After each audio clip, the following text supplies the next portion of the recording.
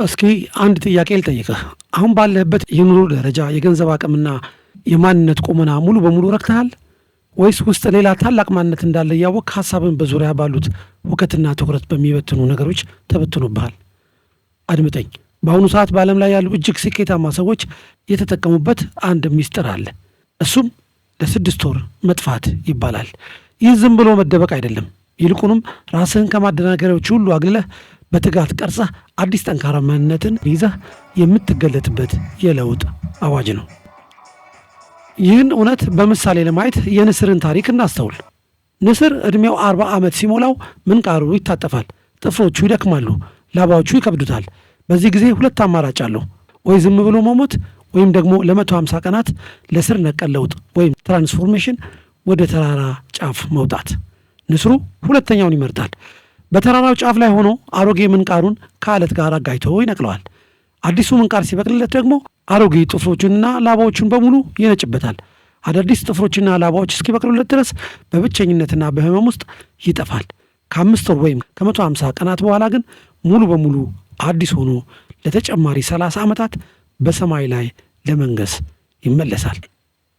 አንተም እንደ ንስሩ አሮጌ ማንነትን ሰብረህ 6 ወር ጠፍተህ በታላቅ ስኬት እንድትመለስ የሚያደርጉህን 10 ወሳኝ ነጥቦች በጥልቀት በመተንተን በምሳሌ አስደግፌ አቅርብልሃለሁ።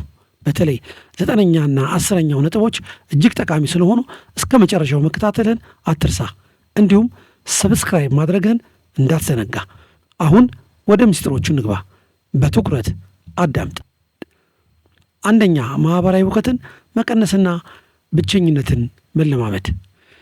ለ6 ወር ጥፋ ማለት ከመላው ዓለም ጋር ዝምድና ቁረት ማለት ሳይሆን ትኩረትን የሚሰርቁና ምንም እሴት የማይጨምሩልህን ማኅበራዊ ስብሰባዎች፣ ወሬዎችና የሰዎችን ሐሳብ ማዳመጥ አቁም ማለት ነው። ይህ ጊዜ የአንተና የውስጥ ማንነት ብቻ የምትገናኙበት ወቅት ነው። ንስሩ ወደ ተራራው ሲወጣ አጋሮቹን ይዞ አይወጣም፣ ብቻውን ነው የሚሄደው። ታላላቅ ሐሳቦችና የፈጠራ ሥራዎች የሚወለዱት በብቸኝነት ጸጥታ ውስጥ ነው። በዚህ 6 ወር ውስጥ በሳምንት 5 ቀን የምታደርገውን የጓደኛ ቀጠሮ ወደ 0 አውርደው። ስልክህን አጥፋ። የሰዎችን ማጨብጨብ ከመፈለግ ይልቅ የራስህን ድምፅ መስማት ጀምር። ይህ መጥፋት ሰዎችን መጥላት ሳይሆን ራስህን ለማግኘት የምታደርገው የተቀደሰ ጉዞ ነው።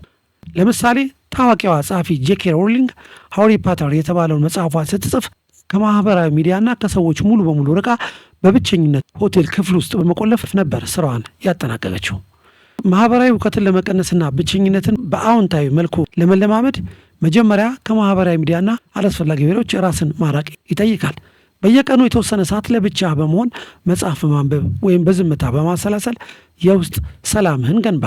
ብቸኝነትን እንደ ቅጣት ሳይሆን ራስህን ለማወቅና ለማሳደግ እንደሚያግዝ መልካም አጋጣሚ ቁጠረው። ሰዎች ስላንተ በሚያስቡት ላይ መጨነቅን ትተህ በግል ግቦች ላይ ብቻ አተኩር። ይህ የውስጥ ጥንካሬ ከመገንባቱም በላይ አላስፈላጊ ከሆነ ማኅበራዊ ሕይወት ውጥረትና ሁከት በአስተማማኝ ሁኔታ ይጠብቃል።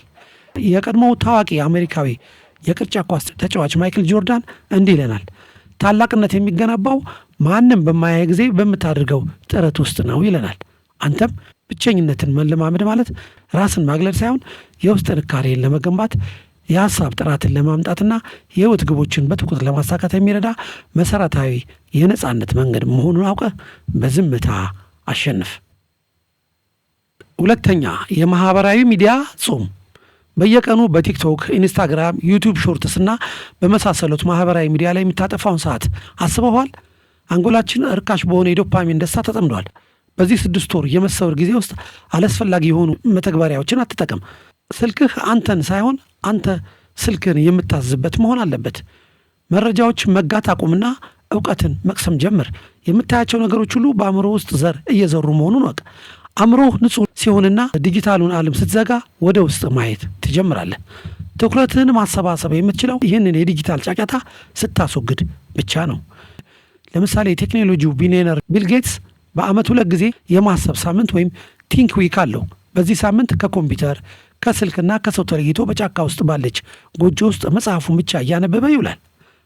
አንተም የማኅበራዊ ሚዲያ ጾምን ለመተግበር በየቀኑ ስልክህን ሙሉ በሙሉ የምታጠፋበት የተወሰነ ሰዓት መድብ። በተለይ ከመኝታ በፊት ጠዋት ስትነሳ ለቴክኖሎጂ ቦታ አትስጥ። ማስታወቂያዎችን ወይም ኖቲፊኬሽኖችን በማጥፋት አላስፈላጊ መረበሽን ቀንስ። ስልክህን ከማንሳት ይልቅ መጽሐፍ ማንበብ በአካል መወያየትና በተፈጥሮ ውስጥ መናፈስን ልመድ። የቀድሞ የሮም ኢምፓየር ንጉሥ ፈላስፋና የሜዲቴሽን መጽሐፍ ደራሲ ማርከስ ኦሬሊየስ እንዲህ ይለናል። ትኩረታችሁን ከተቆጣጠራችሁ ሕይወታችሁን ትቆጣጠራላችሁ ማለት ነው ይለናል። ይህንን ትኩረት ማድረግ ስትለማመድ መጀመሪያ ላይ የመረበሽ ስሜት ሊሰማ ይችላል። ነገር ግን በትዕግስት ካለፍከው አእምሮህ እረፍት ያገኛል፣ ትኩረትህ ይጨምራል። እንዲሁም በውስጥህ የሚፈጠረውን እውነተኛ የሰላምና ነፃነት ስሜት በተግባር ትረዳዋለህ። 3ኛ አዳዲስ የገቢ ምንጭና ክህሎት መገንባት። ስትጠፋ ዝም ብለህ አትቀመጥ። የወደፊት ህይወትን የሚቀይር በገበያ ላይ ትልቅ ዋጋ የሚያመጣ አዲስ ክህሎት ተማር። ለምሳሌ ዲዛይን፣ ፕሮግራሚንግ፣ የገንዘብ አስተዳደር ወይም የንግድ ስትራቴጂን በቀን ቢያንስ ከ3 እስከ 4 ሰዓት አጥና። ንስሩ ምንቃሩን የሚነቅለው አዲስና ስለታም ምንቃርን ለማውጣት ነው። አንተም በዚህ 6 ወር ውስጥ አሮጌውንና ዋጋ የሌለውን ማንነትን በአዲስ እውቀት ትተካዋለህ። በየቀኑ 1% ማሻሻል በ6 ወር ውስጥ ምን ያህል ትልቅ ለውጥ እንደሚያመጣ አስበው። ይህ ክህሎት ወደፊት በሰዎች ዘንድ የምትፈለግበትንና የገንዘብ ነፃነትን የምታረጋግጥበት መሳሪያ ይሆናል። ለምሳሌ የዓለማችን ቁጥር 1 ባለሀብት ኤሎን ማስክ ሮኬት መስራት ከመጀመሩ በፊት ምንም አይነት የኤሮስፔስ ዲግሪ አልነበረውም። ነገር ግን ለዓመታት መጽሐፍትን በማንበብና ራሱን በብቸኝነት በማስተማር ነው ሮኬት ሳይንቲስት የሆነው። አዳዲስ የገቢ ምንጭ እና ክህሎትን ለመገንባት በመጀመሪያ በገበያ ውስጥ ከፍተኛ ተፈላጊነትና ክፍያ ያላቸውን እንደ ዲጂታል ማርኬቲንግ፣ ኮዲንግ ወይም ዳታ አናሊቲክስ ያሉ ዘርፎችን ለይተህ እወቅ። ከዚያም በየቀኑ ቢያንስ 2 ሰዓት ላልተከፋፈለ ትኩረትና ልምምድ መድብ። ቲዎሪ ከመጨበጥ ባለፈ በነፃ ፕሮጀክቶች ላይ በመስራት ተግባራዊ ልምድ አድርግ። ህንዳዊ አሜሪካዊ ነጋዴ ባለሀብትና ዘመናዊ ፈላስፋ ናቫል ራቪካንት እንዲህ ይለናል። አዲስ ክህሎት ማዳበር ማለት ለአእምሮህ አዲስ አይን መግጠም ማለት ነው። ዓለምን በተሻለ መንገድ ማየት የምትችለው ባሉህ ክህሎቶች ልክ ነው ይለናል። አንተም ዋናው ቁልፉ ተስፋ አለመቁረጥና በየቀኑ ማደግ መሆኑን አውቀህ በአንድ ጀንበር ስኬት ስለማይመጣ በትዕግስት በራስህ ላይ ኢንቨስት አድርግ። ይህንን ስታደርግ የገንዘብ ነፃነት ብቻ ሳይሆን በማይተካ ሙያዊ ብቃትህ በራስ መተማመንህን በከፍተኛ ደረጃ ትገነባለህ። 4ኛ ጥብቅ የጊዜ ባለቤትነት። ጊዜህን ሌሎች ሰዎች እንዲመሩት አትፍቀድ። እያንዳንዱ ሰዓት ታቅዶና ተለክቶ መኖር አለበት። ጠዋት ስትነሳ ምን እንደምትሰራ ካላወቅ የሌሎች ሰዎችን እቅድ ማሟያ መሆንህ አይቀሬ ነው። የ6 ወር ጉዞ ስኬታማ የሚሆነው ለጊዜህ የምትሰጠው ክብር ሲጨምር ነው። አይሆንም ወይም አልችልም ማለትን ልመድ። በአሁኑ ሰዓት ለዓላማህ የማይጠቅም ማንኛውንም ግብዣ የመተው መብት አለ። በ6 ወር ውስጥ 180 ቀናት አሉ። እያንዳንዷን ቀን እንደ ወርቅ ቁጠራት። ጊዜህን በስርዓት ስትመራው ህይወትህ በአጋጣሚ ሳይሆን በምርጫ መምራት ይጀምራል። ለምሳሌ ታዋቂው የኢንቨስትመንት ጠቢብ ዋረን በፌት የቀን መቁጠሪያው ወይም ካላንደሩ ባዶ መሆኑን ይወዳል። ምክንያቱም ጊዜውን በራሱ ቁጥጥር ስር መዋል ስኬቱ እንደሆነ ያውቃል። ጥብቅ የጊዜ ባለቤትነትን ተግባራዊ ለማድረግ መጀመሪያ ጊዜን ሌላ ሰው ሳይሆን አንተ ራስህ የምትቆጣጠረው ውድ ሀብት መሆኑን በውስጥህ እመን። በየቀኑ ፍጹም ድርድር የሌላቸው ዋና ዋና ተግባራት ለይተህ አስቀምጥ። ለሌሎች አላስፈላጊ ጥያቄዎችና ትኩረት የሚከፋፍሉ ነገሮች በቁርጠኝነት አይሆንም ማለት ልመድ። የገንዘብ ነክ ጉዳዮች አማካሪና የታዋቂው ሪች ዳድ ፑር ዳድ መጽሐፍ ደራሲ ሮበርት ኪዮሳኪ እንዲህ ይለናል። ጊዜያችሁን ካላከበራችሁ ሌሎችም አያከብሩትም። ጊዜያችሁንና ተሰጧችሁን በነፃ ለሌሎች አትስጡ ይለናል። አንተም በእቅድህ መሰረት በእያንዳንዱ ደቂቃ ላይ ሙሉ ስልጣን ኖሮ ስትገኝ ማንም ሰው በምርታማነትህ ጣልቃ እንዲገባ አትፍቀድ። ይህንን ስታደርግ ጊዜህን የምትመራው አንተ እንጂ ሁኔታዎች እንዳልሆኑ በተግባር ታያለህ። 5ኛ የገንዘብ ስነ ስርዓትና የንብረት ግንባታ። በዚህ የመሰወር ጊዜ ውስጥ አላስፈላጊ ወጪዎችን ሙሉ በሙሉ ቁረጥ። ሀብታም ለመምሰል የምታወጣውን ገንዘብ አቁምና ሀብታም ለመሆን የሚረዳህን ንብረት ወይም አሴት መግዛት ወይም መገንባት ጀምር። ዕዳ ውስጥ የምትገባባቸውን ነገሮች ወይም ሊያቢሊቲስ አስወግድ። ገንዘብህን በእውቀት ላይ፣ አዳዲስ የገቢ ምንጮች ሊፈጥሩ የሚችሉ ስራዎች ላይ አውለው። ገንዘብህን በአግባቡ መያዝ ስትጀምር የአእምሮ ሰላም ታገኛለህ። የገንዘብ ነፃነት የሚጀምረው ከገቢ በታች መኖር ስትችልና የተረፈውን ለወደፊት ህይወትህ ኢንቨስት ስታደርግ ነው። የዘ ሳይኮሎጂ ኦፍ መኒ መጽሐፍ ጸሐፊው ሞርጋን ሃውሰል እንደሚለው እውነተኛ ሀብት ማለት ሰዎች የማያዩት ያልወጣውና ባንክ ውስጥ ኢንቨስት ተደርጎ የተቀመጠው ገንዘብ ነው ይለናል። የገንዘብ ስነ ስርዓትን ለማጠናከርና ንብረትን ለመገንባት በመጀመሪያ ከምታገኘው ገቢ ላይ ቢያንስ 10% አስቀድመ በማስቀመጥ መቆጠብን ልምድ አድርግ። የትኛውንም ወጪ በዝርዝር በመመዝገብና ፍላጎትን ከግዴታ በመለየት አላስፈላጊ ወጪዎችን በቁርጠኝነት ቀንስ። የተቆጠበውን ገንዘብ ዝም ብሎ ከማስቀመጥ ይልቅ ወደሚያድጉና ገቢ ወደሚያስገኙ እንደ መሬት፣ ቤት ወይም አዋጭ ንግዶች ላይ በእውቀት ላይ ተመስርተህ አውለው። ከዕዳ ነፃ መሆንና በየቀኑ ለገንዘብ ጥንቃቄ ማድረግ የረጅም ጊዜ የሀብት መሰረትህ በመሆኑ በትዕግስትና በቋሚነት ተግብረው። የቀድሞው ዝነኛ አሜሪካዊ የትርኢት አዘጋጅ ነጋዴና ፖለቲከኛ የነበረው ፒቲ ባርነር እንዲህ ይለናል። ገንዘብ ጥሩ አገልጋይ ነው፣ ነገር ግን መጥፎ አዛዥ ነው። አንተ ካልመራኸው እሱ ይመራሃል ይለናል። 6ኛ ጠንካራ አካላዊና አእምሯዊ ጤና። ንስሩ አዲስ ጉልበት ለማግኘት ንጹህ አየርና የተራራውን ድባብ ይፈልጋል። አንተም በዚህ 6 ወር ውስጥ ሰውነትህንና አእምሮህን መገንባት አለብህ። በየቀኑ የአካል ብቃት እንቅስቃሴ ማድረግ፣ ጤናማ ምግቦችን መመገብና በቂ እንቅልፍ መተኛት ግድ ይላል። አካልህ ደካማ ከሆነ አእምሮህ ታላቅ ግቦችን ሊሸከም አይችልም። አእምሮ ደግሞ በየቀኑ በሚያነባቸው መጻሕፍትና በሚያስባቸው አዎንታዊ ሀሳቦች መታደስ አለበት። ማሰላሰልና ጸሎት አእምሮህን ከተደራራቢ ጭንቀቶች ያጸዱታል። ሰውነትህ የነፍስህና የሐሳብህ ቤት መሆኑን አትዘንጋ። ለምሳሌ የቀድሞ የባህር ኃይል አባል ዴቪድ ጎጊንስ ሕይወቱን የቀየረው በየቀኑ አካላዊና አእምሯዊ ገደቦቹን በመፈታተን ለ6 ወር በመሰወርና ራሱን ጎስት ሙድ ውስጥ በማስገባት ነበር። ህንዶች በምሳሌ አነጋገራቸው እንዲህ ይሉናል። ጤናማ ሰውነት ያለው ሰው 1000 ምኞት አለው፣ ጤና የሌለው ሰው ግን አንዲት ምኞት ብቻ አለው፣ እሷም መፈወስ ናት ይለናል። ጠንካራ አካላዊና አእምሯዊ ጤናን ለመጠበቅ በየቀኑ ጥቂት ደቂቃዎችን ለእንቅስቃሴና ለጥልቅ ትንፋሽ መስጠት ጠቃሚ ነው። ሰውነትን በንጹህ ምግብና በበቂ እንቅልፍ ስታነቃቃው አእምሮ ደግሞ በማንበብና በአዎንታዊ አስተሳሰብ መገንባት አለበት። ስሜቶችን መቆጣጠርና ለገጠመኞች በምክንያት ምላሽ መስጠት ስትለምድ ውስጣዊ ጥንካሬ ያድጋል። ዋናው ቁልፍ ወጥነት ነው። ትናንሽ መልካም ልማዶችን ሳታቋርጥ በመተግበር ሕይወትን ሙሉ በሙሉ መለወጥና ሁለንተናዊ ብቃትን ማሳካት ትችላለህ። 7ኛ የውድቀት ፍርሃትን ማሸነፍ። ንስሩ የድሮ ምንቃሩን ሲነቅል ታላቅ ህመም ያጋጥመዋል። ነገር ግን ያ ህመም ለትልቅ ህልውና አስፈላጊ እንደሆነ ያውቃል። አንተም በዚህ 6 ወር ውስጥ ስትጀምር ስህተቶች፣ ውድቀቶችና የአቅም ማነስ ሊሰማይ ይችላል። አዲስ ነገር መጀመር ሁልጊዜም ያስፈራል። ነገር ግን እውነተኛ ውድቀት አለመሞከርና ባለበት መቅረት ነው።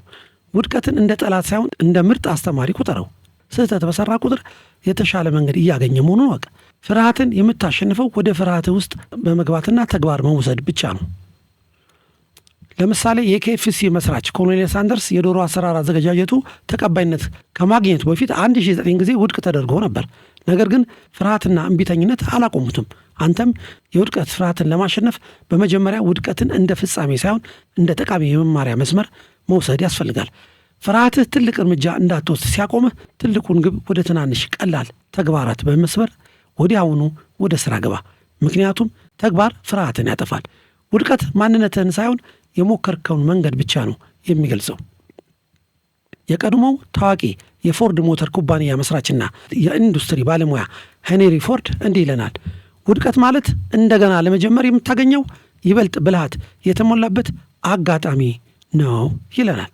አንተም በራስ ላይ የምታሳየው እምነትና በሂደት ውስጥ የምታገኘው ልምድ ከስኬቱ በላይ ዋጋ እንዳለው በማመን ስህተቶችን እንደ ማስተካከያ ተጠቅመህ ወደፊት መጓዝህን ቀጥል። 8ኛ ዕለታዊ ልምዶችን ማስተካከል። ስኬት ማለት የአንድ ቀን ታላቅ ሥራ ሳይሆን የየቀኑ ትናንሽ ልምዶች ውጤት ነው። በ6 ወር ውስጥ ሕይወትህን የሚቀይሩት የምታደርጋቸው ትናንሽ ነገሮች ናቸው። ጠዋት በስንት ሰዓት ትነሳለህ? በቀን ስንት ገጽ መጽሐፍ ታነባለህ? እነዚህ ልምዶች ልክ እንደ ኮምፓውንድ ኢንተረስት ወይም ተደራራቢ ወለድ እያደጉ ይሄዳሉ። መጥፎ ልማዶችን ለምሳሌ ጊዜ ማባከን፣ ነገ ማለትን በአዎንታዊ ልማዶች ተካቸው። በየቀኑ የምታደርጋቸው ትናንሽ ነገሮች ማንነትን ይወስኑታል። ልምዶችህ ማንነትህን ይቀርጻሉ። ማንነትህ ደግሞ እጣ ፈንታህን ይወስናል። ለምሳሌ ጄምስ ክሊር አቶሚክ ሃቢትስ በተባለው መጽሐፉ ላይ እንደሚያብራራው በየቀኑ 1% ብቻ ከተሻሻልክ በ1 ዓመት ውስጥ አሁን ካለበት 37 እጥፍ ትበልጣለህ ብሏል። ዕለታዊ ልምዶችን ለመቅረጽ ትናንሽና ቀላል የሆኑ ለውጦችን በየቀኑ ማድረግ ላይ ትኩረት አድርግ። አዲስ መልካም ልማድን ለመጀመር ከአሮጌውና ከለመድከው ልማድ ጋር በመጣመር ተግባራዊነቱን ቀላል አድርገው። የቀድሞ ታዋቂ እንግሊዛዊ ገጣሚ ጆን ድራይደን እንዲህ ይለናል፣ መጀመሪያ ልምዶቻችንን እንፈጥራለን፣ ከዚያ በኋላ ልምዶቻችን እኛን ይፈጥሩናል ይለናል። አንተም አካባቢህን ለውሳኔዎችህ ምቹ በማድረግ መጥፎ ልማዶችን የምትተውበትን መንገድ ፍጠር። መልካም ልማዶችን ደግሞ በአይንህ በቀላሉ የሚታዩ አድርጋቸው። በየቀኑ የምታደርገው የ1% መሻሻል በጊዜ ሂደት ትልቅና አስገራሚ ለውጥ ያመጣል። ዋናው ትኩረትህ ውጤቱ ላይ ሳይሆን ማንነትህና በየቀኑ የምትገነባው ጠንካራ ስብዕና ይሁን። 9ኛ ግልጽ ግብና ራዕይ መቅረጽ። የት መድረስ እንደምትፈልግ ካላወቅ የትም ብትደርስ ስህተት አይሆንም። በዚህ 6 ወር ውስጥ የምትፈልገው ነገር በግልጽ በወረቀት ላይ አስፍረው። በ6 ወር፣ በ1 ዓመት እና በ5 ዓመት ውስጥ የት መድረስ ትፈልጋለህ? ግብህ ቁጥራዊ ሊለካ የሚችል መሆን አለበት። ለምሳሌ ሀብታም መሆን እፈልጋለሁ ከማለት ይልቅ በ6 ወር ውስጥ 3 አዳዲስ የገቢ ምንጮችን እፈጥራለሁ በል። ራዕይህ በየቀኑ ከውድቀትህ እንድትነሳ የሚያደርግህ ሞተር ነው። ንስሩ ከተራራው ጫፍ ሆኖ የወደፊት ማደኛውን በግልጽ ያያል። አንተም የህይወትን አቅጣጫ በግልጽ እየተመለከትክ ተጓዝ። ለምሳሌ ታዋቂው ተዋናይ ጂም ኬሪ ገና ስኬታማ ሳይሆን በፊት ለራሱ የ10 ሚሊዮን ዶላር ቼክ ጽፎ በኪሱ ይይዝ ነበር። በየቀኑ ያንን ራዕይ ያየ በመስራትም ያንን ገንዘብ ማግኘት መቻሉን ተናግሯል። ግልጽ ግብና ራዕይ መቅረጽን ተግባራዊ ለማድረግ መጀመሪያ በህይወትህ ምን ማሳካት እንደምትፈልግ በጥልቀት አስብ። የያዝከውን ራዕይ በየቀኑ በአይነ ህሊና ተመልከተው። በትክክል ወደምትፈልገው ቦታ የሚመራህ ኮምፓስ ነውና። በመቀጠል ይህንን ትልቅ ራዕይ ሊለኩ ወደሚችሉ አጭርና ግልጽ የድርጊት መርሃ ግብሮች ቀይረው። በየቀኑ የምታደርጋቸው ትናንሽ ውሳኔዎች ከዚሁ ዋና ግብ ጋር መጣጣማቸውን አረጋግጥ። ታዋቂ አሜሪካዊ ካናዳዊ ደራሲና ሞቲቬሽናል ስፒከር ብሪያን ትሬሲ እንዲህ ይለናል፣ ግብ ከሌለህ ግብ ላላቸው ሰዎች የህይወትህ ዘመንህን ሙሉ ስትገብር ትኖራለህ ይለናል። ስለዚህ ግልጽ ግብ ይኑርህ። በጉዞ ላይ ትኩረትን የሚከፋፍል ነገሮችን በቁርጠኝነት አስወግድ። መሰናክሎች ሲገጥሙ ተለዋዋጭ ሁን እንጂ ዋና ራዕይህን በፍጹም አትቀይር። ጽናትና ቀጣይነት ያለው ትጋት ወደ ስኬት ያደርሱሃል። 10ኛ ራስን መግዛትና ጽናት። የመጨረሻውና ዋናው ነጥብ ራስን መግዛት ወይም ዲሲፕሊን ነው። ስሜት ሲነሳሳ ብቻ መስራት ሰነፍነት ነው። እውነተኛ ስኬት የሚመጣው ስሜትህ ባይኖርም ቢደብርህም የአየር ሁኔታው ባይመችም መደረግ ያለበትን ነገር ማድረግ ስትችል ነው። 6 ወር ሙሉ ይህንን ስነ ስርዓት ጠብቆ መጓዝ ቀላል አይደለም። ፈተናዎች፣ የድሮ ጓደኞች ጥሪ፣ የድሮ ልምዶች ስበት ይኖራሉ። ነገር ግን ጽናት ካለህ ይህንን ሁሉ ታልፋለህ። ንስሩ አሮጌውን ላባ ነቅሎ አዲሱ እስኪበቅል የሚጠብቀው በጽናት ነው። ያለ ራስን መግዛት ተሰጥኦና እድል ብቻቸውን ዋጋ የላቸውም። ለምሳሌ የቀድሞ ታዋቂ ቦክሰኛ መሐመድ አሊ ሲናገር እያንዳንዱን የልምምድ ሰከንድ እጠላው ነበር፣ ነገር ግን ራሴን አሁን ተቸገርና ቀሪውን ዘመንህን እንደ ሻምፒዮን ኑር እለው ነበር ብሏል። ራስን መግዛትና ጽናትን ተግባራዊ ለማድረግ መጀመሪያ ስሜትህ እስኪነሳሳ ሳትጠብቅ በየቀኑ ታደርጋቸው የሚገቡ ትናንሽ ወጥ የሆኑ ተግባራትን መወሰን አለብህ። ስኬት የሚወጣው በአንድ ጀንበር ሳይሆን በየቀኑ በሚደጋገሙ ጥቃቅን ጥረቶች ነው። ታዋቂ ደራሲና አነቃቂ ንግግሮች ተናጋሪ ጂም ሮሆን እንዲህ ይለናል፣ ራስን የመግዛት ህመም ቀላል ነው፣ የጸጸት ህመም ግን በጣም ከባድ ነው ይለናል። አንተም ትላልቅ ግቦችን ወደ ቀላል ዕለታዊ ልምዶች ቀይራቸውና ከሁኔታዎች ይልቅ ለገባው ቃል ታማኙን። ሰነፍ ስትሆን ወይም ፈተና ሲገጥምህ መጀመሪያ ለምን እንደጀመርከው አስብ። ስሜትን እንዲመራህ አትፍቀድ። ይልቁንም ራስን በመግዛትና ባለማቋረጥ በመጓዝ የፈለግከውን ማንነት መገንባት ትችላለህ። እንግዲህ ወዳጄ ይህንን ታላቅ የክብርና የስኬት እውነት ዛሬውኑ በተግባር መተርጎም አለብህ። ዛሬውኑ የመጀመሪያውን እርምጃ ውሰድ። መጽሐፍ አንብብ፣ አላስፈላጊ ወጪዎችን ቀንስ፣ አዲስ ክህሎት ተማር፣ ወይም የንግድ ዕቅድህን ጻፍ።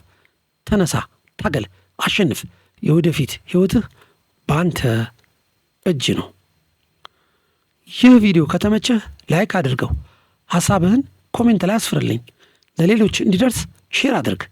ሰብስክራይብ ማድረግህን እንዳትረሳ። በሚቀጥለው ቪዲዮ እስክንገናኝ ሰላም ሁኑ።